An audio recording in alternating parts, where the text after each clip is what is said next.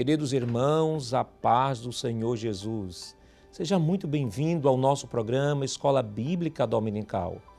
Hoje estamos em nossa edição comemorativa de 10 anos e é com imensa alegria que convidamos você e toda a sua família a estar assistindo à programação que foi preparada pensando em você, querido telespectador, que nos tem dado a honra de nos acompanhar durante toda esta jornada.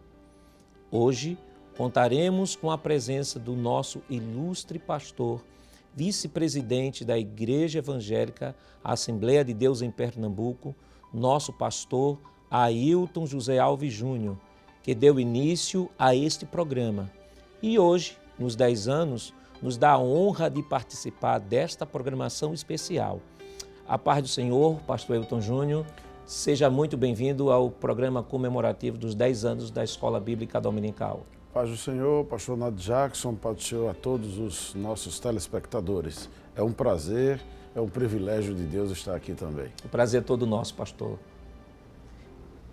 Também estará participando conosco o vice-superintendente das Escolas Bíblicas Dominicais em Pernambuco, o evangelista Marcelo Teles, que também coopera na apresentação deste programa.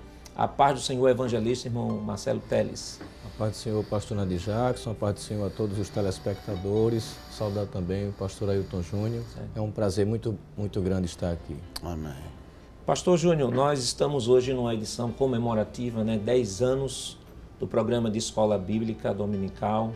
Este programa que tem sido um instrumento de Deus, que nasceu com certeza no coração do nosso pastor, através da Rede Brasil de Comunicação, dá esse suporte aos professores, aos dirigentes de escola dominical.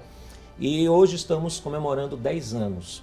Mas hoje o programa é passado, parece que naturalmente sempre foi assim, sempre existiu, mas no início houve sempre, todo programa sempre teve um início.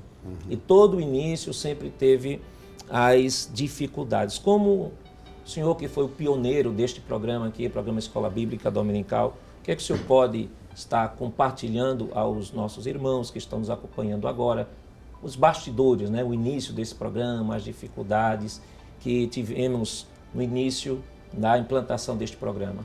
Pastor Nath Jackson, o senhor também fez parte do início.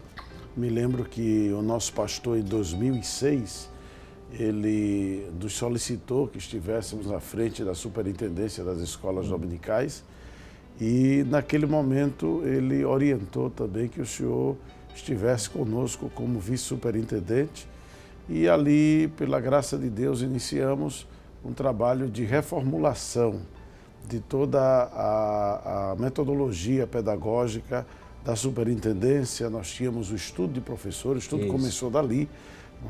O estudo de professores naquele tempo era uma aula por sábado e houve assim uma reunião entre os ex-superintendentes. Nós, auxiliando o pastor, pedimos a eles que estivessem conosco, pensando em tudo aquilo que tinha sido positivo anteriormente e que eles tinham aprendido, que eles tinham assimilado como metodologia que poderia ser aproveitada em um novo tempo. E ali chegamos à conclusão de que esta modalidade que hoje é usada de 4 estudos em um sábado seria melhor. 3 anos depois, a Rede Brasil entra no ar com a programação de televisão. E aí, o que é que ocorre?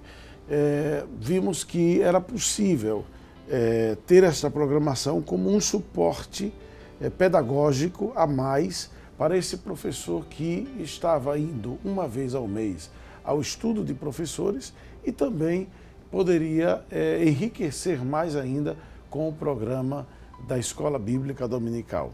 Assim foi que iniciou-se então esse programa. Me lembro que fazíamos com o senhor, também o irmão Givanildo Hermano, o evangelista Fábio Benício, também o evangelista Valber Gustavo. E tínhamos um programa teológico que era o programa Verdade Viva, que o senhor também apresentava, com o presbítero Alessandro, que naquele tempo acho que era diácono da igreja, se não me falha a memória, e o diácono Walson. E eles também vinham e apoiavam. Depois, acho que 2 anos depois, chegou o evangelista Marcelo Teles e assim foi que eu já tinha saído da superintendência e o senhor tinha ficado como responsável ajudando o nosso pastor. E a metodologia foi essa, né? Desde o início, buscar que o programa tivesse uma atenção ao departamento infanto-juvenil e também pudesse ter um suporte pedagógico que era feito, desenvolvido pelo pastor Marcos Tuller, que naquele momento era um dos diretores da área pedagógica da CPAD.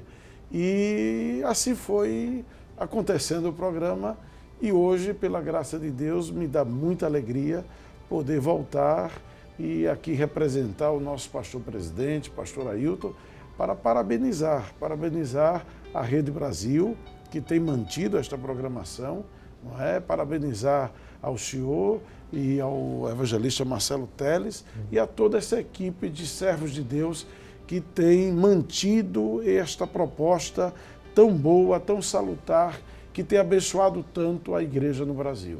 E esse, irmão Marcelo, é um dos trabalhos que tem sido fruto do investimento do nosso pastor. Nosso pastor tem investido fortemente no ensino, né, na escola dominical. É verdade. Além do programa da TV, nós temos o programa de rádio.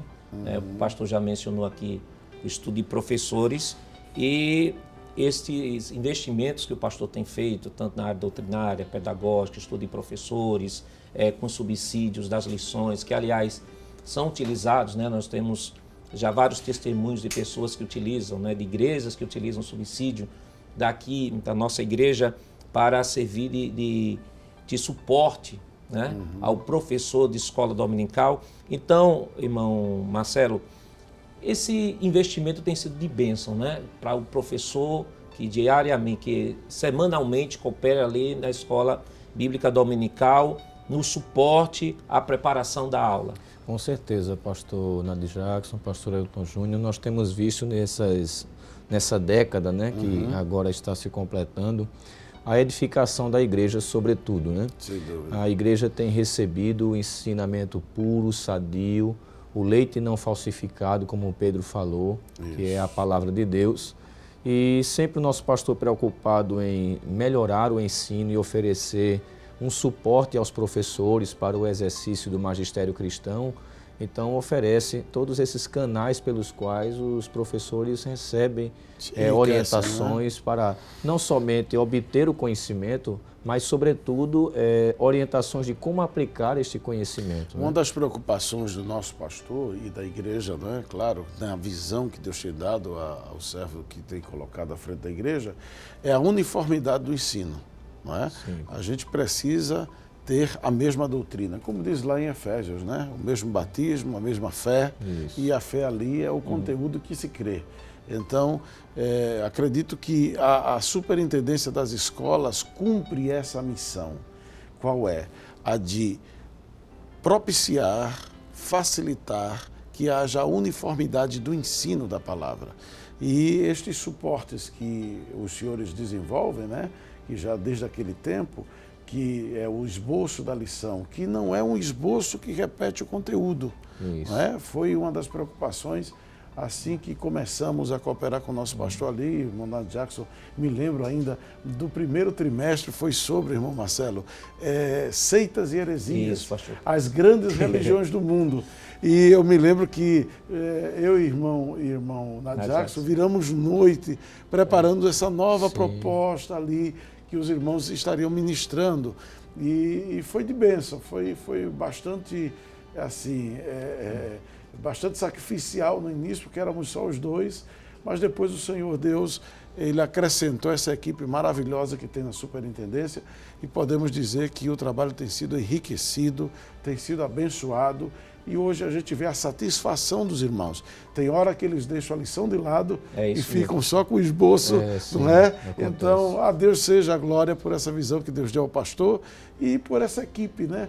Cada um de vocês foi a direção de Deus na vida do pastor, Deus foi mostrando, não é? Irmão Nadir Jackson não estava na igreja, trabalhando, e o pastor convidou, tirou do emprego, o irmão Marcelo, o irmão Alessandro, todos esses foram pessoas que Deus foi mostrando, como tem sido feito até agora, não é? Sim. E Deus foi trazendo. E hoje temos essa equipe que se dedica plenamente a ensinar a palavra e também a ser um suporte para a superintendência. 10 anos de crescimento. Pastor, já que estamos comemorando os 10 anos do programa Escola Bíblica Dominical, vamos chamar um VT com depoimento dos integrantes da equipe que apresenta o programa Escola Bíblica Dominical. A paz do Senhor Jesus, quem está falando é o presbítero Alessandro Barreto, um dos comentaristas do programa Escola Bíblica Dominical. E nesta data especial, comemorando os 10 anos de programa, queremos parabenizar o nosso pastor presidente, pastor Ailton José Alves, pastor vice-presidente, pastor Ailton Júnior, bem como também o pastor Nadi Jackson Saraiva, que é o nosso superintendente, e toda a equipe aí da Rede Brasil de Comunicação. Que Deus abençoe a todos em nome de Jesus. A paz do Senhor Jesus. Este que vos fala é o evangelista Jaziel Marques, um dos comentaristas do programa Escola Bíblica Dominical, produzido aqui pela Rede Brasil de Comunicação. E nesta ocasião, desejo parabenizar a programação da Escola Dominical pelos 10 anos, levando a palavra de Deus a milhares de pessoas. Parabenizando também o nosso pastor presidente Ailton José Alves, a superintendência das escolas dominicais, na pessoa do pastor Nadi Jackson e a toda a equipe da Rede Brasil. A paz do Senhor Jesus, aqui quem está falando é o presbítero Jonathan Lucena, também um dos comentaristas deste programa Escola Bíblica Dominical, e queremos aproveitar para parabenizar nosso pastor presidente, pastor Ailton José Alves, assim também como o pastor vice-presidente, pastor Ailton Júnior, e também o pastor Nadi Jackson Saraiva, nosso superintendente das escolas dominicais, por 10 anos da realização deste trabalho. Que Deus continue abençoando e recompensando a todos com ricas bênçãos dos céus. A santa paz do Senhor Jesus para todos. Aqui fala o presbítero Jonathan Zeder, um dos colaboradores do programa Escola Bíblica Dominical. Queremos nesta data tão maravilhosa, quando o programa completa 10 anos, louvar a Deus por essa iniciativa do nosso querido pastor presidente, pastor Ailton, na pessoa do pastor Nadi Jackson, não é o superintendente das escolas dominicais. Agradecer a Deus por esses 10 anos e convidar você a permanecer assíduo ouvindo a palavra de Deus com os subsídios preparados pela superintendência. Que Deus te abençoe, em nome de Jesus. A paz do Senhor Jesus, meu nome é Jonas Santana, pela infinita misericórdia de Deus sou auxiliar de trabalho dessa igreja e também participo comentando algumas lições da Escola Bíblica Dominical. Queremos parabenizar pelo programa que hoje está fazendo 10 anos, um programa que tem sido um canal de bênção para a minha família, para a igreja e também um canal de evangelização. Que Deus abençoe o nosso pastor pela iniciativa e abençoe também a você e a toda a sua família. Deus abençoe. Evangelista Marcelo, este programa ele tem uma grande relevância, né, tanto para os professores quanto para alunos, porque vez por outra nós também ouvimos, né, que alunos também estão acompanhando esse programa Escola Bíblica Dominical. E, aliás, né, o programa, inicialmente, como o pastor Júnior falou aqui, ele começa na TV e hoje ele é reproduzido na rede social, né, no YouTube, no canal da Rede Brasil. E por essa dinâmica que foi aplicada ao programa, hoje os professores, pastor, até agradecem porque podem visualizar o programa várias vezes, podem estabelecer o horário que vão visualizar, porque antes era o programa só vinculado nos horários da TV aberta, da grade da TV aberta. E, evangelista Marcelo, a gente percebe, né, pelos corredores, pelo estudo de professores, pelos cursos de treinamentos que são realizados pela superintendência, a satisfação e a relevância deste programa tanto para os professores como para os alunos da Escola Bíblica Dominical. Sem sombra de dúvidas, pastor Nadi Jackson, pastor Ailton Júnior, nós recebemos sempre o retorno dos irmãos, inclusive naqueles temas que eles consideram dificultosos, né? Uma das propostas também do programa é trazer uma melhoria na compreensão de certos conteúdos. Por exemplo, eu lembro de uma lição de um trimestre antigo que nós tivemos uma temática, a morte de Eliseu, né? E aí os professores e alunos estavam com dificuldade de estudar até um tema que entendiam eles que tinha um tom negativo, né? Mas aí um de nós fomos abordados da equipe pelos professores, pelos dirigentes, agradecendo de que a forma como o programa abordou esse tema, falando sobre a finitude da vida, o fato de Eliseu ter morrido, não ter sido arrebatado como Elias, não queria dizer que ele necessariamente era menos espiritual do que Elias. Então, o programa também tem trazido essa contribuição, trazendo essas explicações que servem para melhorar, aclarar mais o entendimento a respeito de determinado assunto. eles ligam lá para o departamento, o senhor é testemunha disso, como o senhor também, pastor, para fazer perguntas, para dizer, olha, nós estamos acompanhando o programa, e Que pessoas bom. de diversos estados, até de outras nações também, somos prova de que através do IEADPE Oficial, que está o canal no YouTube, né, o programa Escola Bíblica Dominical só tem ampliado esse serviço sagrado, ajudando os professores e alunos no entendimento das Escrituras. Eu me lembro, irmão pastor Nath Jackson e evangelista Marcelo Teles, que a proposta foi essa, de que fosse um programa de suporte teológico doutrinário, não é? E assim, o professor ele tem subsídios que às vezes não vêm dos recursos da lição. E sempre um enfoque doutrinário, ou seja, mesmo sendo uma lição biográfica, uma lição histórica, não é? Mas que ali possa se realçar na abordagem que o programa tem, ou o subsídio que é preparado, sempre um recurso doutrinário, um recurso, às vezes até arqueológico, Isso. não é? E que eu me lembro que nos primeiros estudos nós tivemos também uma capacitação teológica para os professores. Isso. E aí nós tínhamos a ministração de matérias, de disciplinas como hermenêutica, homilética, geografia bíblica, que geralmente era meia hora antes do horário dos estudos que iniciava às 19.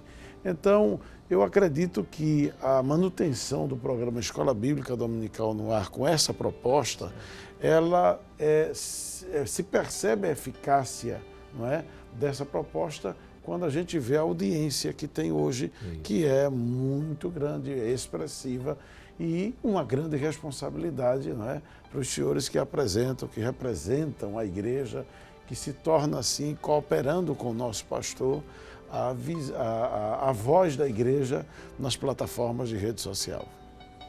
Vamos chamar o VT com depoimento de dirigentes de escolas bíblicas dominicais. Pai do Senhor, meus irmãos, aqui quem nos fala é o pastor Eliel Aguiar, e coopero com o pastor presidente, pastor Ailton José Alves, na escola bíblica em Águas Compridas, área 26.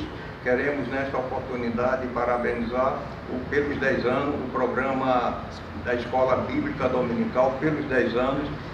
Tem sido uma verdadeira bênção, um culto doméstico através da Rede Brasil de Comunicação, da Igreja Evangélica Assembleia de Deus, e quero nesta também oportunidade parabenizar a superintendência da EBD, na pessoa do pastor Nath Jackson Saraiva, bem como toda a equipe através da Rede Brasil. E queremos também nesta oportunidade dizer que a Escola Bíblica Dominical tem sido uma bênção nos lares, novamente dizendo, através da Rede Brasil de Comunicação. Que Deus continue nos abençoando. E quero deixar para toda a equipe um texto na Palavra de Deus, da carta do apóstolo Paulo aos 1 Coríntios, capítulo 15 e versículo 58, que diz: portanto, meus amados irmãos, sede firmes e constantes, sempre abundante na obra do Senhor, sabendo que o vosso trabalho não é vão no Senhor. Esse que vos fala é o presbítero Levi Luna, dirigente da Escola Bíblica Dominical em Fundão.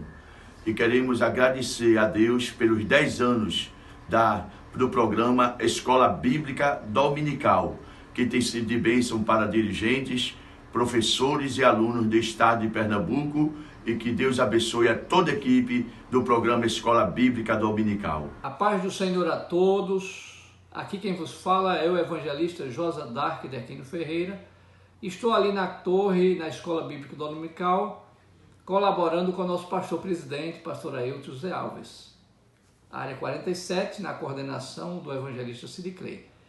Quero neste momento parabenizar o programa da Escola Bíblica Dominical pelos seus 10 anos e deixar o Salmo 100 para toda a equipe que faz este maravilhoso programa que tem alimentado o coração de milhares e milhares de pessoas. Pastor, 10 anos de programas, só a agradecer. Sem dúvida, agradecer muito, não é? Porque é uma semeadura de uma semente poderosa que é a Palavra de Deus, que tem gerado muitos frutos e, além disso, pela vida dos semeadores, não é? O nosso pastor presidente, que tem sido o homem que Deus tem dado essa visão ampla para o ensino da palavra, que tem dado esta visão de buscar novos talentos para a Igreja do Senhor, o celeiro de pregadores que tem surgido nesta etapa do ministério do nosso pastor é expressivo, de ensinadores da palavra. Louvar a Deus pela vida do servo do Senhor, pastor Ailton. Depois também a vida dos senhores, que têm se comprometido semanalmente em trazer o ensino da palavra e em buscar contribuir da melhor forma para a uniformidade do ensino bíblico na igreja.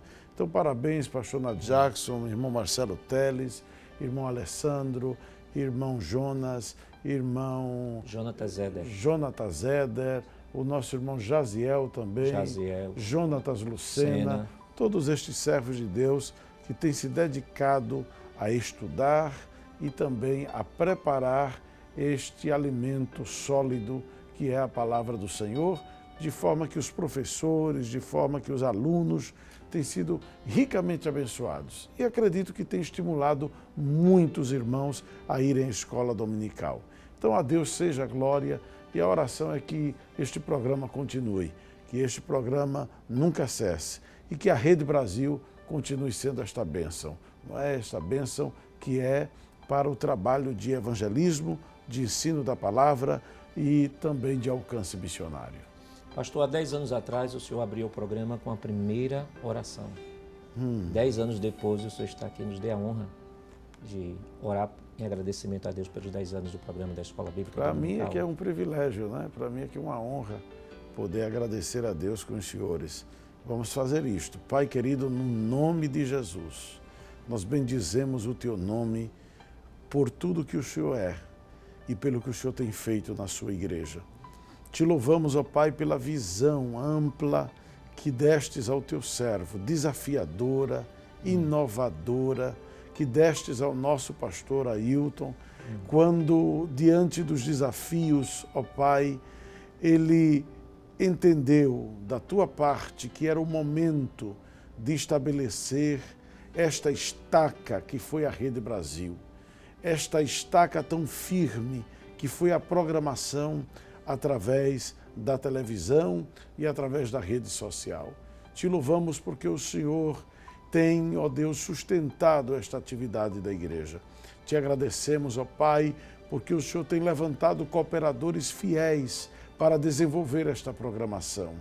E louvamos, Senhor, pela vida de cada um dos Teus filhos que tem se dedicado a trazer o melhor da sua palavra e o melhor de si neste programa. Recompensa os Teus servos, te louvamos pelos nossos telespectadores, por todos que acompanham nas redes sociais esta programação e pedimos, Senhor, que nos próximos anos que virão até a Tua volta, esta programação seja enriquecida e seja próspera e que a Tua palavra continue tendo livre curso, Senhor. Assim oramos, crendo que o Senhor fará melhor do que pedimos, porque é no nome de Jesus que o fazemos. Amém, Senhor. Amém. Bem, irmãos, como todo aniversário, aniversariante tem que ter um bolo, né? É verdade. Então vamos convidar a produtora para entrar aqui com um bolo de aniversário em comemoração aos 10 anos do nosso programa. Amém. E queremos agradecer ao nosso irmão Abel e família da Panvibel, né, que preparou esse bolo com muito carinho para o programa Escola Bíblica Dominical, 10 anos de atividade e ensino da Palavra de Deus. Que maravilha.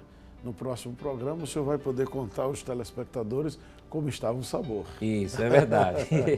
Muito bonito, Deus abençoe. Amém. Parabéns, pastor Nath Jackson, em nome do pastor presidente, pastor Ailton José Alves. Amém. Queremos trazer, irmão Marcelo, os parabéns a toda a equipe da Superintendência e à Rede Brasil e lembrar a você que está do outro lado nos assistindo que vale a pena você orar e contribuir para que a Rede Brasil continue de pé. Deus te abençoe, Deus abençoe a todos vocês que fazem este programa. Parabéns. Agora não saia daí não, nós vamos para um rápido intervalo, estamos em clima de festa e no próximo bloco Você pode estar até perguntando, não vai ter comentário da lição? Vai ter sim, fique aí. No próximo bloco estaremos comentando a primeira lição desse novo trimestre. Não saia daí.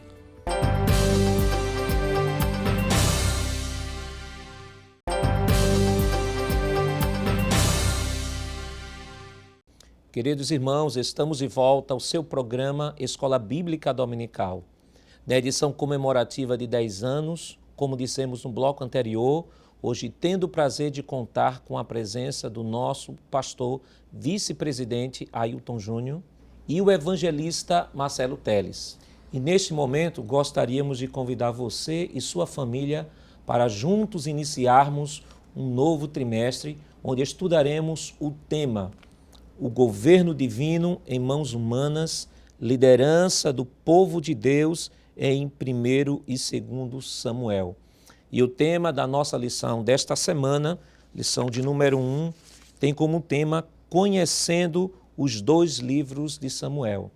Nesta primeira lição, traremos importantes informações sobre estes 2 livros. Veremos o período histórico da nação de Israel que ele aborda, falaremos um pouco dos principais personagens que se destacam destes livros e, por fim, pontuaremos o que podemos aprender com estes 2 registros bíblicos. Vamos agora ver o que nos diz o nosso textuário, né? Nosso textuário da lição está em 1 Samuel, no capítulo 1, versículo 18, que diz: E disse ela, ache a tua serva graça em teus olhos. Assim, a mulher se foi seu caminho e comeu, e o seu semblante já não era triste. A verdade prática, ela nos diz, nos livros de Samuel, aprendemos a servir, a adorar e a amar a Deus de todo o coração, apesar das circunstâncias adversas. O objetivo geral de nossa lição é expor a introdução aos livros de Samuel. Os objetivos específicos da lição de hoje são 4. Primeiro, apresentar o contexto histórico de 1º e 2º Samuel. Segundo, pontuar a autoria, data de 1º e 2º Samuel. Terceiro, explicar a teologia dos livros de Samuel. E quarto, apontar Samuel como divisor de águas em Israel. A leitura bíblica em classe para a lição de hoje está em 1 Samuel, no capítulo 1, versículos 1 ao 8. Acompanhe conosco. Houve um homem de Ramataim Zofim, da montanha de Efraim, cujo nome era Eucana, filho de Jeroão, filho de Eliú, filho de Tou, filho de Zufi, Efrateu. E este tinha 2 mulheres. O nome de uma era Ana, e o nome da outra Penina. Penina tinha filhos, porém Ana não tinha filhos. Subia, pois, este homem da sua cidade de ano em ano a adorar e a sacrificar ao Senhor dos Exércitos, em Siló.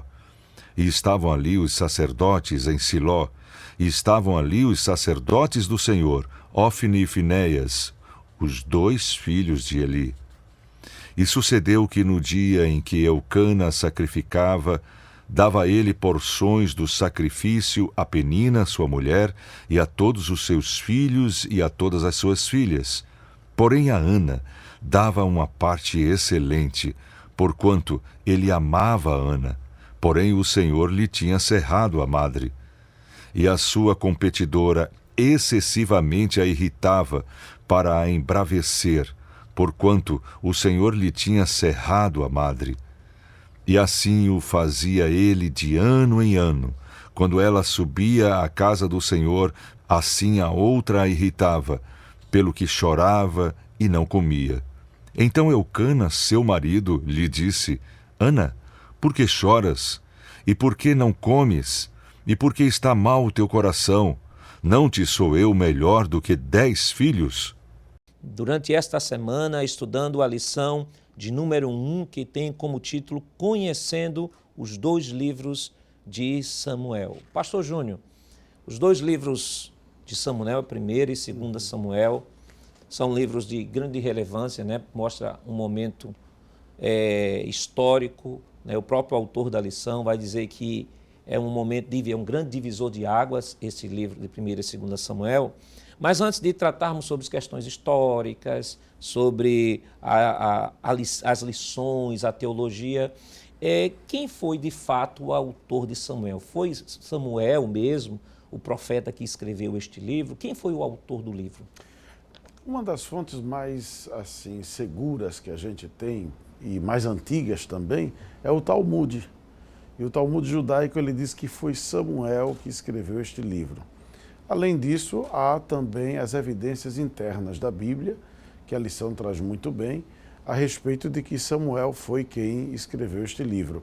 Os últimos capítulos é que há uma participação, não é, de outros dois personagens, mas na realidade Samuel foi quem escreveu. O Talmud também diz que Samuel escreveu o livro de Juízes e o livro de Ruth. Então, com base nesta evidência histórica que traz o Talmud, na tradição judaica, a gente também pode afirmar que com certeza houve essa escrita por parte de Samuel. O que chama a atenção, porque geralmente a gente vê Samuel como, claro, um personagem profético, que ele foi, e isso está dito na palavra, a gente vai ver daqui a pouco, mas também um personagem devocional. Não é aquele menino que foi criado na presença de Deus, junto de Eli, servindo ali em Siló e dormindo perto da arca, não é? E perto da menorá e ali sempre próximo da presença de Deus. Só que o que me chama a atenção, e dá para destacar isso na sua pergunta, é que Samuel era um escritor. Samuel foi um profícuo escritor. E ele registrou esta parte da história de Israel, que foi muito importante para que nós pudéssemos ver em pormenores como se deu este momento entre Josué, a geração de Moisés ainda, aquela geração que viu as obras do Senhor, e este momento de transição, não é? Do governo teocrático de Deus, diretamente através de Moisés, Josué, através da lei, e este novo momento de transição, eu chamaria um momento de transição, que foi o momento de Samuel. Quando Samuel, ele recebe essa responsabilidade de Deus para daí transitar até que chegue o reinado de Saul e de Davi. Então a resposta, digo, é essa, é que Samuel escreveu o livro de Samuel e também os livros de Juízes e de Ruth. Evangelista Marcelo, qual foi a data e o local onde foi escrito o livro de Samuel? Muito bem, pastor. Nós sabemos que Samuel foi nascido em Ramá, né? E toda a sua história, como a sua atividade profética, esteve dentro dessas regiões aí. Inclusive, em 1 Samuel 25, é dito que ele também foi sepultado em Ramá. Então, tanto oriundo de lá, como também encerrou seu ministério e seus dias nesta cidade. Quanto à data, sempre há aquela discussão e os teólogos eles chegam à conclusão de que deve-se sempre usar essa expressão aproximada quanto às datas e nunca fechar ou dizer uma data fechada, né? Então, levantando-se a possibilidade de que Samuel começou sua atividade ministerial, profética, aos 30 anos, o que era comum ao levita e também muitas vezes ao profeta, supõe-se que ele começou essa atividade no ano 1070, 5 anos após a morte de Eli, e deve ter nascido no ano 1100 a.C., né? Isso aí sempre aproximadamente. Então, se o reinado de Davi se estendeu de 1010 a 970 a.C., o período de tempo para os livros de Samuel é cerca de 130 anos aproximadamente. Então, nós temos aí, nesse período, o final do período dos juízes, como o pastor Elton Júnior falou muito bem, e também o início do governo de Deus através de homens que ele escolheu para reinar. Eu queria chamar a atenção, pastor Nath Jackson e irmão Marcelo, para o registro que Paulo faz. Paulo faz uma conta, né, lá em Atos capítulo 13, se quem está nos assistindo puder nos acompanhar. No capítulo 13, versículo 17 em diante, ele faz aí um cálculo do período do povo no Egito e depois ele também fala sobre algumas datações que podem servir de referência. Por exemplo, ele diz, ele estava pregando na sinagoga em Antioquia da Pisídia, e no versículo 17, vamos começar do 16, e levantando-se Paulo e pedindo silêncio com a mão, disse: varões israelitas e os que temeis a Deus, ouvi. O Deus deste povo de Israel escolheu a nossos pais e exaltou o povo, sendo eles estrangeiros na terra do Egito, e com braço poderoso o tirou dela. Estamos falando dos últimos 400 anos do povo na terra do Egito, que são aquele período, ou é aquele período que Deus mesmo falou a Abraão antecipadamente. Uma das coisas mais lindas, sim, não é? Da profecia bíblica e da promessa a Abraão, quando Deus data a permanência do povo no Egito. Muito bem. O versículo 18. E suportou os seus costumes no deserto por espaço de 40 anos. E aí legitima um cálculo para a gente, que é o que Paulo utiliza aqui. E destruindo as 7 nações na terra de Canaã, deu-lhes por sorte a terra deles. E, depois disto, por quase 450 anos, lhes deu juízes. Se a gente somar o período dos juízes, isso é um bom exercício para o professor fazer com os alunos. Perfeito, porque vai dar um domínio a eles. Mas, pastor, o que é que isso tem a ver com o livro de Samuel? Tem tudo a ver. Samuel escreveu Juízes. E outra coisa importante, quando a gente fala que Samuel escreveu Juízes, é que a ótica da narrativa de Juízes tem a ótica profética de Samuel. Então, quando fala ali, surgiu uma nova geração que não conhecia a Deus como uma geração, e os anciãos que se prolongaram, aquilo é a visão de Josué. Lembremos que a oralidade era a forma como a história era contada. Sim. E Samuel vem justamente registrar essa oralidade dos anciãos de Israel. Então perceba que ele diz aqui, 450 anos lhe deu juízo. Então, o senhor falou que o livro de Samuel possivelmente abarcou quantos anos aí? Aí mais ou menos uns 130 anos. Isso. Calcule mais 450. Isso. Dá quanto isso? Não é? 410 anos é a soma exata que a gente faz do período dos juízes, cada um que se levanta, mas também o período intermediário, os interregnos que houve do tempo.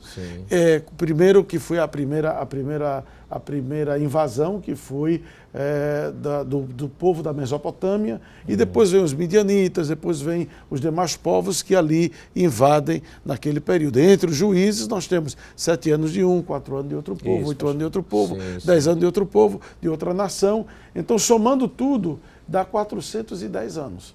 E Paulo diz 450 anos. Então temos que é justamente o que exemplifica o que o senhor disse, e que não se deve datar com exatidão. Isso. E Paulo faz isso. Veja que a expressão que ele usa aqui, não é? E depois disto, por quase. Isso. Então estamos vendo uma evidência escriturística que Paulo também não se preocupava em datar com exatidão, mas com aproximação. Não é só para a gente utilizar como exemplo que o professor pode usar na classe também. E é até importante, pastor, essa informação, porque às vezes há pessoas que se apegam muito a questões de datas, né? Quando a própria Bíblia, salvo alguns casos específicos, como por exemplo Ezequiel, que data suas profecias, mas de um modo geral não se pode usar de maneira efetiva ou de maneira determinativa que tal data é o que aconteceu, né? Porque, por exemplo, foi citado aí as datas do livro de Samuel, aproximadamente, vejo que o próprio apóstolo Paulo diz aproximadamente, e olha que o apóstolo Paulo está há 2000 anos atrás. Né? Bem mais próximo. Bem mais próximo. E de uma escola rabínica, e da escola, né, que tinha um domínio muito maior desses registros naquele tempo do que nós. Não é? Depois é que veio se descobrir, e aí se conseguiu alguns elementos históricos e arqueológicos. E às vezes, no afã de procurar, claro que se pegar qualquer livro, né, que fale sobre o assunto, vai ter datas que não vão bater, não vai ter uma precisão, por conta justamente dessa variação, né, que não há como determinar. Mas falamos... Mas há como aproximar. Isso. Isso, com evidências históricas. Perfeito. Falamos sobre a autoria, pastor, data e local. Agora, o contexto histórico, para que o professor possa se situar, porque é importante, para que ele entenda a mensagem do livro de Samuel, ele tem que entender o contexto histórico onde o livro está inserido. Qual é o contexto histórico? De novo, aí a gente vê a relevância que tem o livro de Juízes e de Ruth para a gente entender o contexto histórico, não é? Eu queria só resgatar, que é importante para que o professor lembre disto em sala de aula, que o livro de Samuel, ele foi, na realidade, escrito em um só volume, não é? E esse único volume que existia, ele foi destrinchado em 2 volumes quando na versão da Septuaginta, isso já no século III a.C., né? Então, 300 anos antes de Cristo. E Jesus e os apóstolos usaram a Septuaginta, que naquele tempo não havia a Bíblia hebraica com a facilidade que havia a Septuaginta. Então, pastor, só abrindo um parênteses aqui, sim. Talvez tenha algum professor que nos acompanhe e que não esteja familiarizado com esse termo Septuaginta. É a versão dos 70. Ou versão dos 70, né? O que seria a versão dos 70 para os professores que não estão nos acompanhando? Bom, um dos faraós da dinastia egípcia, ele teve a iniciativa de registrar, não é, na Biblioteca de Alexandria, os escritos das civilizações daquele período. Então, em troca de, dizem alguns, de prisioneiros que havia no Egito, eles pediram rabinos, anciãos de Israel, de cada tribo. Eles fizeram um grupo de aproximadamente 6, e ali eles reuniram 72 homens, e destes 72 homens, eles isoladamente fizeram traduções do Antigo Testamento, que era a Bíblia hebraica, e aí que ocorre. Estas traduções, quando foram comparadas, percebeu-se a sua similitude, não é? E aí temos, rapidamente, contado a grosso modo, não é? Não dá para a gente discorrer aqui tudo sobre a Septuaginta, mas dá para despertar o interesse do aluno com a Bíblia que Jesus usou. Eu sempre gosto de usar esse termo, a Bíblia que Jesus usou. Há até um livro em inglês, espanhol, italiano, eu esqueço agora o nome do autor, que o título dele é assim, Quando Deus Falou em Grego. Não é? Que é justamente a Septuaginta. Então, como eu dizia, a Septuaginta, ela dividiu em 2 volumes o livro de Samuel. Isto por quê? Porque no hebraico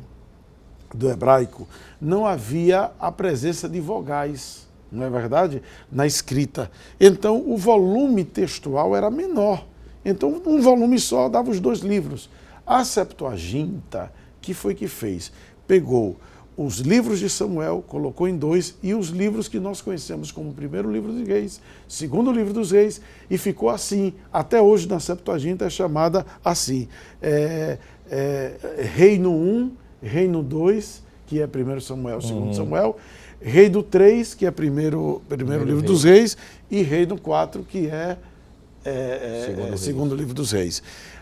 A versão de Orígenes também fala isso, e a versão de Jerônimo, que é a nossa, a conhecida como a Vulgata, o que é que acontece? A versão de Jerônimo, ultimamente, já mudou isso, mas vinha assim originariamente como Reino 1, Reino 2, Reino 3, Reino 4.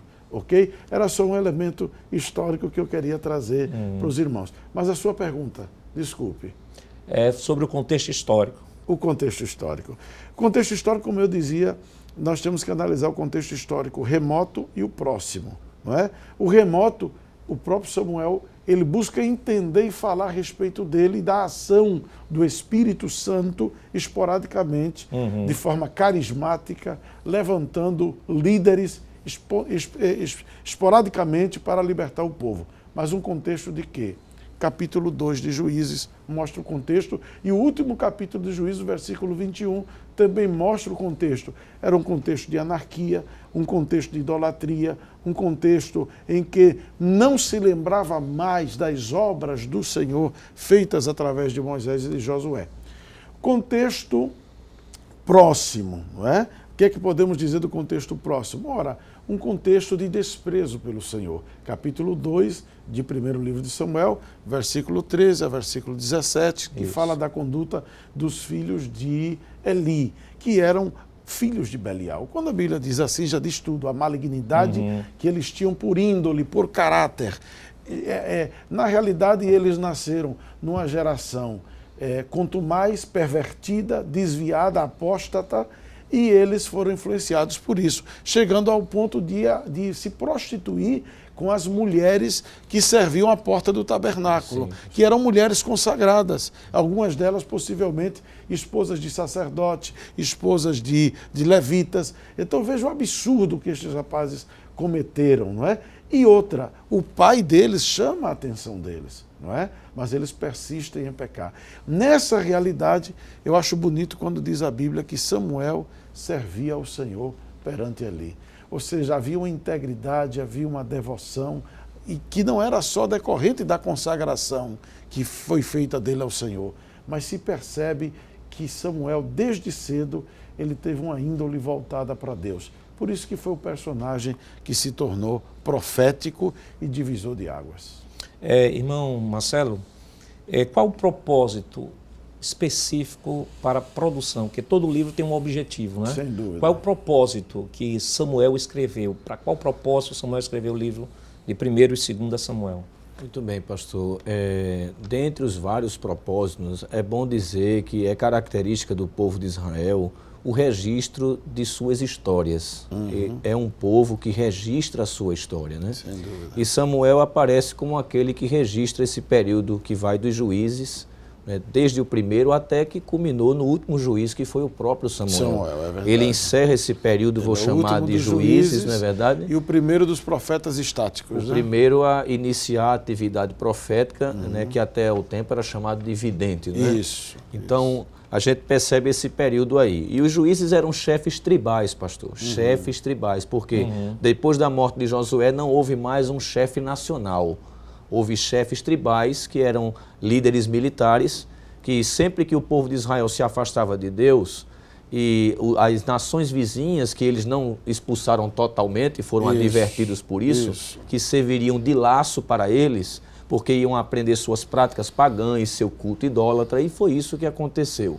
Por não expulsarem ou expurgarem totalmente a terra de Israel, eles acabaram aderindo às práticas pagãs, apesar de advertidos, e sempre que isso acontecia, essa própria nação ela vinha como um juízo contra eles.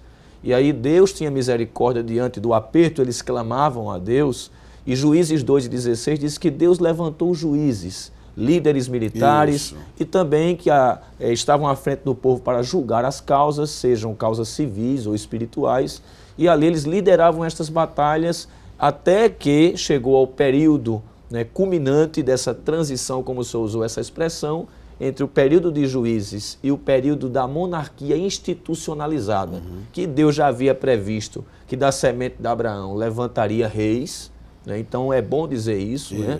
A precipitação de Israel se deu porque eles quiseram antes do tempo. Von Gart, que é um autor do Antigo Testamento, ele diz o seguinte, que Samuel foi como uma dobradiça, né? Ele foi o elo entre o que veio depois, que não tinha nada a ver com o que tinha antes, e aí ele une esses dois pontos. Eu só queria ressaltar o seguinte, evangelista Marcelo Teles, no que o senhor falou, houve uma ênfase sobre líderes tribais, só que a gente também tem que dizer que foi por uma ação do Espírito Santo, até porque houve alguns que foram libertadores, mas não foram juízes, não é verdade? E alguns outros que foram juízes de fato, né? Mas que, na verdade, eram tribos que se destacaram também pela questão da libertação. Agora, essa transição dos juízes para o reinado, não é? É interessante que ela foi uma transição profética, não é? Sim, pastor. E quando a gente fala, respondendo sua pergunta objetivamente sobre propósito, esse é o propósito de Samuel, de Gade, o profeta, de Natã, que possivelmente foram os escritores posteriores, não é verdade? De fornecer esse relato mostrando esse momento da fase de Israel, da anarquia para a monarquia, da desorganização, porque é dito em Juízes 21 e 25 que cada um fazia o que parecia reto aos seus olhos, né? O fato de não haver uma liderança nacional, eles começaram a agir por conta própria. Aí ele agora começa, através do livro de 1º e 2º Samuel, a fornecer esse relato histórico, dizendo que o povo sai desta desorganização para uma organização de chefes tribais levantados por Deus para um chefe nacional, que era o rei, o representante de Deus. E essa transição foi uma transição profética, não é? Isso. E por ser um livro histórico, é interessante a gente ver como é que Deus ele suscita o surgimento de Samuel e faz com que Samuel se torne esse personagem.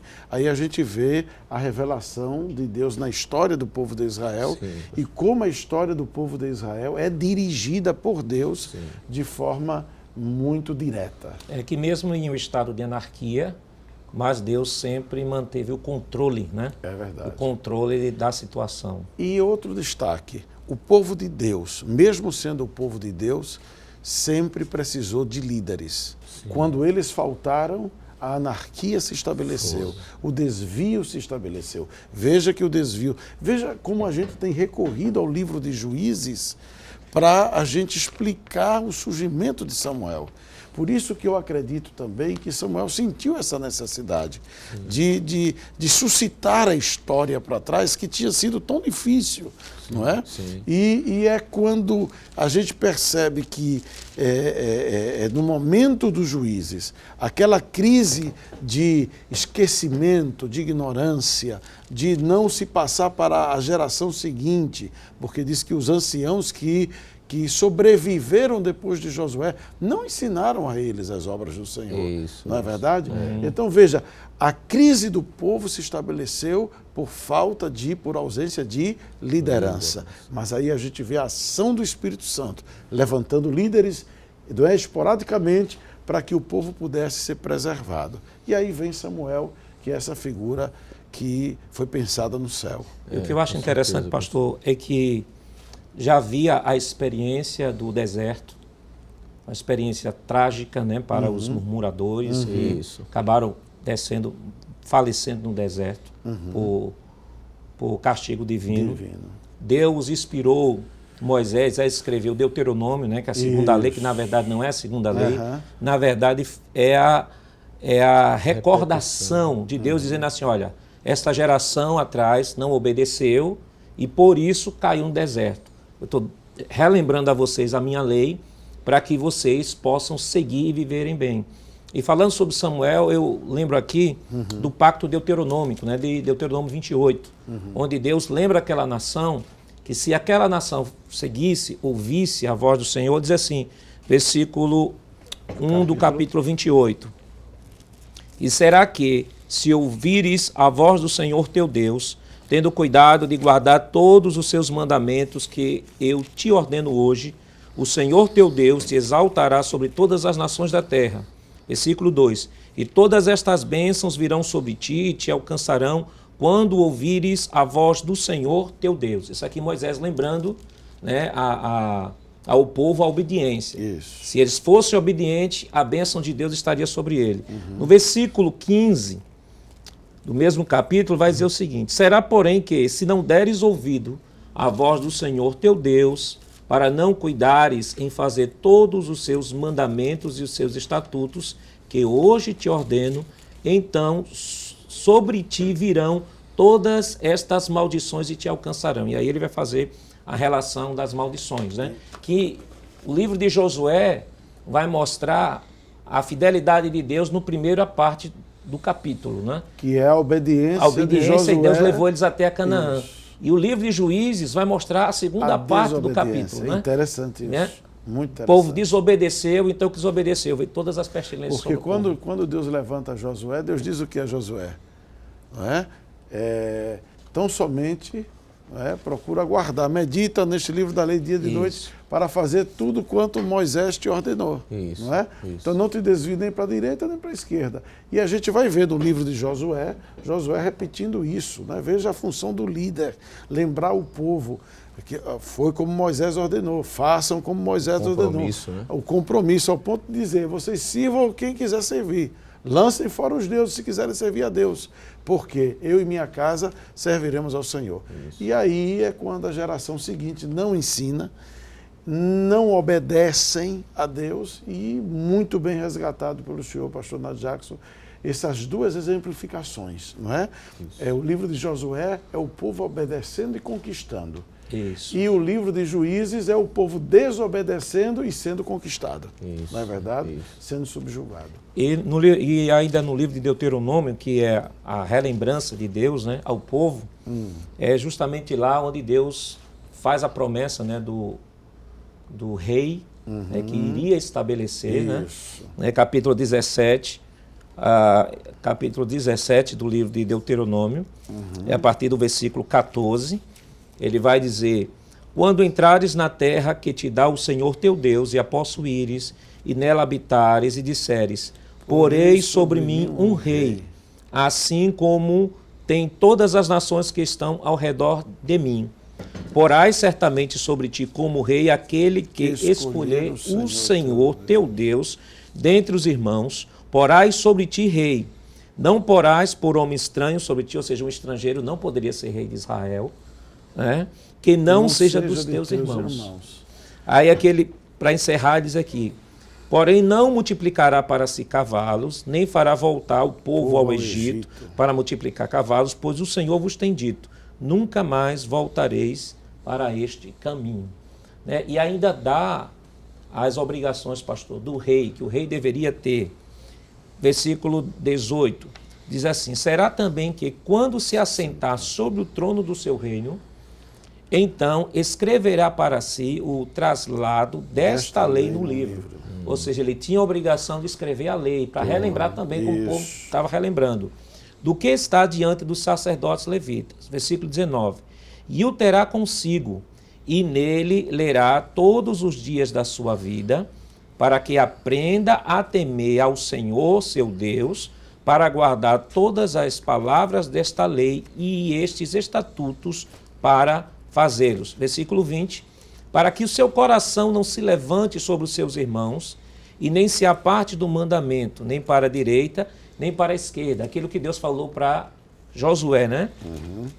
Para que prolongue os dias do seu reino, e ele e seus filhos no meio de Israel. Então, havia a promessa, pastor, havia as condições que Deus havia estabelecido para a restauração da monarquia, mas nos parece que esse não era, talvez, um momento exato, vamos assim dizer, da vontade de Deus para a restauração da monarquia. O Samuel, ele é um personagem que, profeticamente, ele responde a esse instante da história, mas também é um personagem que ele vai ser determinante para administrar essa temporalidade, não é? Veja que o próprio Saul, quando é escolhido, não é? Que a gente vai chegar a isso mais à frente, mas quando Saul é escolhido, ele é escolhido, mas Deus já havia falado com Samuel anteriormente e já o esperava, não é? Já o esperava. Então, o que eu quero chamar a atenção é que Deus não foi pego de surpresa, como jamais seria. E o homem de Deus, que era Samuel, também não.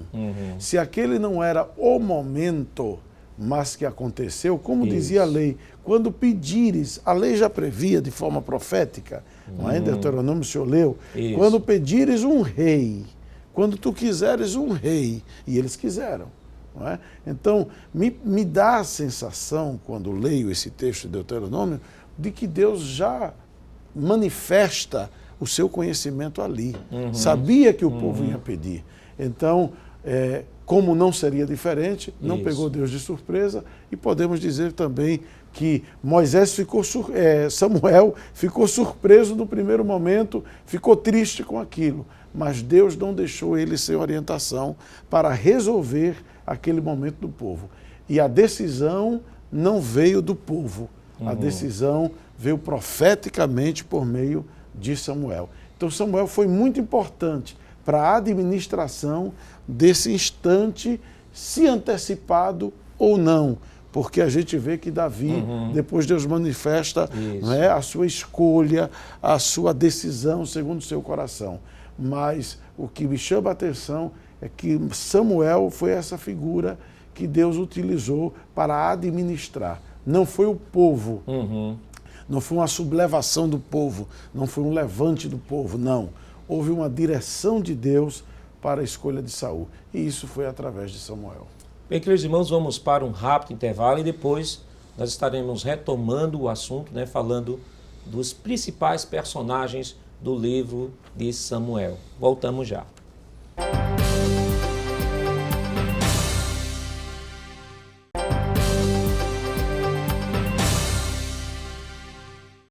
Queridos irmãos, estamos de volta no seu programa Escola Bíblica Dominical para o último bloco da lição que estamos estudando durante esta semana, que tem como título Conhecendo os dois livros de Samuel. No bloco anterior, comentamos sobre data, autoria, propósito, contexto histórico do livro de Samuel e agora nós vamos, pastor, comentar um pouco sobre os principais personagens, né, do livro de Samuel, a começar pelo próprio Samuel, né, que dá título aos dois livros. Como que a gente pode comentar, pastor? Bom, Samuel, eu acho que é um personagem que todos nós conhecemos bem a sua origem, não é? Como milagrosamente foi pedido a Deus, foi um pedido específico, na verdade, de Ana, em meio à sua angústia, em meio ao seu clamor. Ela disse a Deus: eu quero um filho homem, e se tu me deres, eu te darei ele. Não é? Então era um nazireu desde o ventre, não é verdade? E a importância de Samuel diante do fracasso dos filhos de Eli, não é? Eu não chamo fracasso de Eli, eu digo os filhos de Eli, não é verdade? Porque o Senhor fala com Eli, Eli repreende seus filhos até, não é? Mas eles, infelizmente, eram homens do mal. E aí Samuel surge como esse homem que Deus vai lhe dando essa autoridade, lhe revestindo de legitimidade para a sua liderança, porque a gente vê que a palavra do Senhor diz que o que Samuel dizia, Deus ia confirmando, não é? A palavra de Samuel era confirmada e não caía por terra. Então, ele se mostra como um homem íntegro, como um homem próximo a Deus, sensível a Deus. E vejo a figura importante de Eli na vida de Samuel, que é quem lhe orienta, lhe introduz, não é? Nessa relação profética com Deus, porque ele não conhecia ainda a voz do Senhor, e Eli é quem lhe diz: olha, quando você, me parece linda a paciência de Eli, não é? Com Samuel indo e voltando, isso fala de uma experiência espiritual. Como é que aqueles rapazes não tiraram proveito, não é, da experiência espiritual de Eli? Samuel soube aproveitar isso, Samuel soube aprender. Havia temor do Senhor no coração de Samuel. E o temor do Senhor é o princípio da sabedoria. E essa relação, ela se aprofundou, ela amadureceu, ela se tornou muito, muito forte entre Deus e Samuel, ao ponto de lá na frente Deus dizer: não fazem a ti, Samuel, fazem a mim, porque eu te constituí, eu te levantei, não é? Então Samuel é essa figura importantíssima. E depois a gente pode falar de um outro período da vida de Samuel, que é quando os reis são constituídos, e Samuel continua sendo a figura representativa de Deus, que é algo a destacar. No governo humano, como diz a lição, é importante destacar isso, a diferença entre o governo humano de Israel e das outras nações e civilizações. Por quê? No Egito, certo? Só para falar das maiores, e na Babilônia, e em tantas outras civilizações que houve, como os assírios, houve momentos, e no Egito diga-se que todos os momentos, em que o poder político e a autoridade religiosa se confundiam. Em Israel, não. Em Israel havia a figura do sacerdote, a figura do profeta e a figura do rei. Então o governo humano de Israel é diferente, não é? A gente em nenhum momento vai ver. Lembra-se de Uzias? Não é? Uzias foi se atrever a fazer o papel de sacerdote, Deus feriu ele. Então, não há esse monismo religioso, em que poder político se confunde com poder religioso. E quem cumpre essa figura de equilíbrio do poder, vamos chamar assim de forma sociológica, religioso, Samuel. É tanto que quando Samuel falta para Saul, Saul vai atrás da pitonisa, porque a figura de Samuel lhe era cara e lhe fazia falta de forma profética. Pastor, é interessante a fala que o senhor está colocando sobre a questão do domínio de Deus sobre a nação de Israel, né? O governo teocrático. Nesse momento, nós temos uma transição, como o senhor falou ao início, né? A transição de um período de anarquia para um governo monárquico, que é um governo que Deus já havia prometido em Deuteronômio 17. E nesse governo monárquico, chamado monárquico teocrático, por quê? Porque mesmo é como a lição diz, o título da lição está muito bem colocado. É o governo de Deus em mãos humanas. Em mãos humanas, isso. Mas esse monárquico teocrático. E aí é importante até que o senhor possa até dar uma palavra sobre uma questão que algumas pessoas levantam, né? Que nós já ouvimos algumas pessoas dizerem o seguinte, que Saul não foi Deus quem estabeleceu Saul. Quem estabeleceu Saul foi o povo queria e Deus estabeleceu. Só que isso vai na contramão desse princípio que o senhor colocou aqui, que mesmo sendo governo monárquico, é um monárquico teocrático. Deus está no controle da situação. Havia a figura profética. Olha, isso é tão profundo que nós podemos chamar da unção profética e a unção pública. Perceba. Saul foi ungido profeticamente por Samuel primeiro e depois publicamente. Davi foi ungido na casa do pai dele profeticamente, depois publicamente. E aí a gente chega no Novo Testamento. É uma coisa linda, porque Paulo diz assim a Timóteo, não desprezes o dom que é em ti, que te foi concedido por profecia. E depois, imposição de mãos. É como que essa unção profética, ela continua no ministério pastoral ainda hoje. Ok? A legitimidade profética, então, o ministério, poderíamos dizer, é um legado profético, não é? E um legado histórico também. Não é? Um legado de uma geração a outra geração. Mas voltemos para o caso de Saul. É riquíssimo, né? A história de Samuel é muito rica. Então, quem constituiu Saul? Essa é a sua pergunta, né? Isso. O povo ou foi profeticamente constituído? É errado de todas as formas dizer que foi o povo. Primeiro, à luz das Escrituras. Segundo, à luz dessa construção doutrinária. Não vou dizer teológica, porque teológica aí tem uma discussão infinda, mas doutrinária, escriturística, é errôneo dizer que foi o povo. O povo pediu um rei. Como nós dissemos no bloco anterior, Deus já havia previsto que a vontade do povo seria pedir um rei. Mas, na hora de colocar, isso está claro, pastor Dan Jackson, no capítulo 10 de primeiro livro de Samuel, quando a epígrafe, que sabemos que não faz parte do texto, não é? A epígrafe é a organização que se deu ao texto, diz: o povo escolhe Saul para seu rei. Claro, a escolha do povo foi a não continuar sendo dirigido por Samuel e querer um rei. Mas aqui no versículo 24 deixa claro.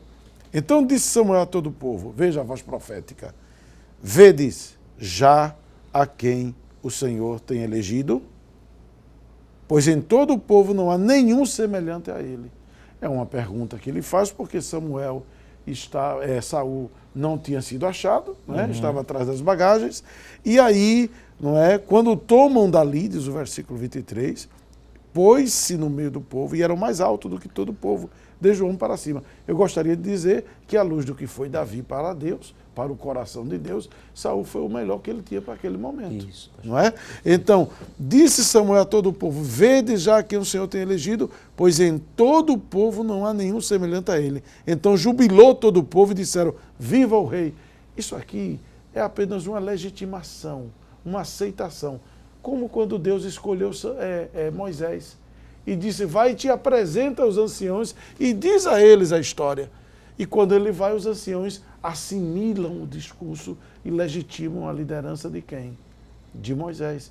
A mesma coisa aqui. O povo apenas legitimou, mas a escolha do homem foi profética, foi de Deus. E isso é uma metodologia, pastor, que parece que Deus sempre usa no Antigo Testamento. Sempre né? usa. Sempre usa Deus. Porque se a gente olhar direitinho, ninguém se autoconstitui. Nem Jesus se autoconstituiu. O que é que diz Hebreus, não é verdade? Hebreus diz assim, que ele não se constituiu, né? Nem se glorificou a si mesmo. Não se constituiu como sumo sacerdote. Ele foi constituído, ele glorificou a quem o constituiu. Ele foi fiel a quem o constituiu. Então, se com Jesus foi assim, conosco também é. Só a rebeldia é que se subleva contra a autoridade da geração anterior. Mas na Bíblia, nós vamos ver que sempre foi uma geração estabelecendo a outra. Assim foi no patriarcado e assim foi no tempo do governo humano. E assim é na igreja também. Paulo diz que ele esperou até que as destras lhe fossem dadas por quem? Por Pedro e Tiago. Tiago e Pedro, né? Para a gente não cair no romanismo. Tiago e Pedro. Tiago e Pedro, para não dizer que foi Pedro na frente. Não é verdade? As colunas da igreja. Irmão Marcelo, nós temos também, foi falado sobre Samuel, foi falado sobre Saul, mas temos também um personagem bem conhecido que é Davi. O que é que a gente rapidamente, que o nosso tempo já está estourando, rapidamente o que é que a gente pode falar ao professor que nos acompanha sobre Davi?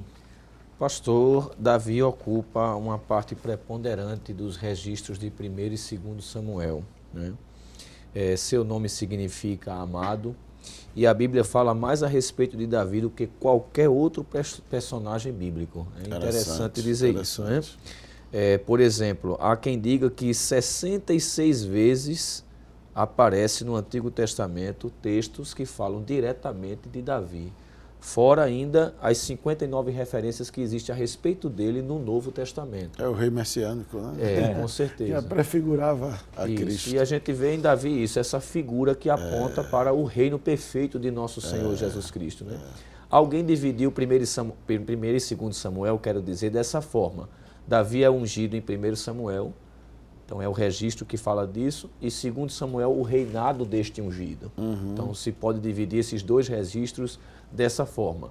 E a gente encontra ali pormenores acerca da vida de Davi, que ele era o filho caçula de Jessé, que ele era músico, que ele era poeta, né, que ele tocava instrumentos. Encontramos referências, por exemplo, que ele foi escolhido para ser o substituto de Saul, né? O reino deveria ser hereditário, mas antes de Deus confirmar a hereditariedade, ele requereu fidelidade de Saul. E quando Saul não ofereceu fidelidade, aí Deus disse através de Samuel que já tinha escolhido outro para governar em seu lugar. Samuel não sabia quem era, né? Isso. Mas Deus já tinha escolhido. Foi, segundo seu coração. E essa falta de confirmação para o reinado de Saul, não é? A gente vê então que não é um domínio, esse governo humano não é um domínio do homem. Né? O domínio está com Deus, né? É outra questão a destacar. É muito boa, pastor. Inclusive, Deus revela isso a Samuel, e Samuel tem o privilégio de ser não somente aquele que ungiu o primeiro rei, né, de Israel, que foi Saul, mas ungiu o segundo rei. A dinastia. Isso, e deste rei por diante, todos deveriam descender dele, porque foi um reino hereditário. É uma peça-chave. Por isso que Von Gaut, ele diz que é uma dobradiça. Né? Não há o outro lado da história unindo-se legitimamente ao passado sem a presença de Samuel. E a gente vê também, pastor, assomando-se a isso, que Davi foi aquilo que o povo aspirava, um grande guerreiro. Né? É verdade. Desde a sua mocidade, a Bíblia diz que o Senhor era com ele. Não bastasse as qualificações que ele tinha como músico, poeta, né, instrumentista, ele também destacava-se por ser um grande guerreiro, já ajudando Saul, né, como seu fiel servo, e depois assumindo o cargo e pelas vias que Deus estabeleceu. Né? Teve a oportunidade de matar Saul, mas considerava Saul ungido do Senhor. Então, essa própria frase de Davi mostra que Saul não foi constituído pelos homens, né? No aspecto que alguém advoga de que Deus não teve participação nessa escolha. Deus escolheu sim Saul. A despeito de seu fracasso espiritual, ele foi uma escolha de Deus, como Judas foi uma escolha de Jesus, a despeito de seu fracasso também. Não é? E não há determinismo. Isso. É bom que a gente cite isso. Lembre isso, porque assim como não houve com Judas, não houve com Saul. Isso. Porque houve para Saul o quesito probatório da obediência. E ele não soube ser obediente à voz de Samuel. Pastor, o nosso tempo já foi embora. Rapidamente, que lições a gente pode extrair do livro de Samuel para estar orientando o professor que nos acompanha? Vai estourar o horário do programa. São muitas.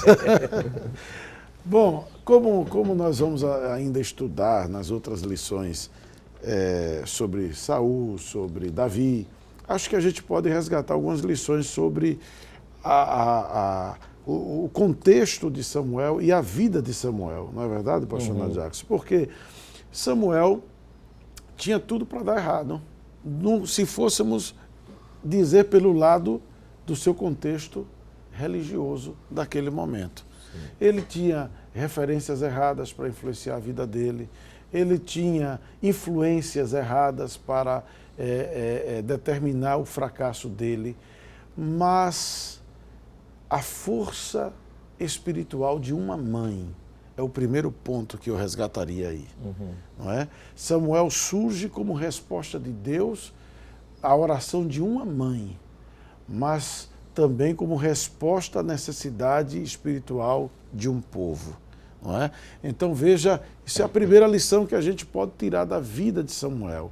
Como as mães podem ser resposta de Deus para um povo, uma nação e para a igreja. Nesse tempo que a maternidade está perdendo tanto valor, está sendo desvalorizada. E aí a gente lembraria aquele princípio lá de Malaquias que diz que um pacto entre o homem e a mulher diante de Deus traz uma geração de santos. Isso. Não é verdade? Isso. E aí a gente resgata esse primeiro princípio na história de Samuel, não é? O valor da maternidade espiritual.